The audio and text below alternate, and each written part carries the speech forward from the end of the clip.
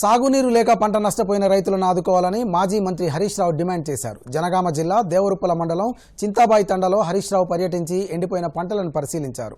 రైతుల కష్టాలను అడిగి తెలుసుకున్నారు. కాలువల్లో నీళ్లు రాక పంటలు ఎండిపోతున్నాయని రైతులు ఆవేదన వ్యక్తం చేశారు.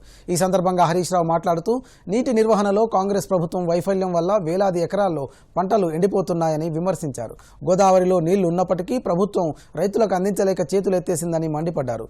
గేట్లు తెరవాల్సింది రాజకీయ పార్టీల కోసం కాదని రైతుల కోసం ప్రాజెక్టుల గేట్లు తెరవాలని ఎద్దేవా చేశారు. కాంగ్రెస్ ప్రభుత్వం వచ్చాక రాష్ట్రంలో 180 మంది రైతులు ఆత్మహత్య చేసుకున్నారని ఆరోపించారు. రైతుకు వెంటనే ఎకరానికి 25,000 నష్టపరిహారం ప్రభుత్వం చెల్లించాలని కోరారు. ఒక్కొక్క రైతు 6 బోర్లు 4 బోర్లు 2 బోర్లు వేసి ఆశ కోసం నీళ్లు వస్తాయేమో అని ప్రయత్నం చేసి మేము అప్పుల పాలైనామని చెప్పి వాళ్ళ యొక్క బాధలు చూస్తూ ఉంటే ఈ ప్రభుత్వం పూర్తిగా రైతుల్ని ఆదుకోవడంలో ఈరోజు విఫలమైందనేటువంటిది అర్థమవుతా ఉంది.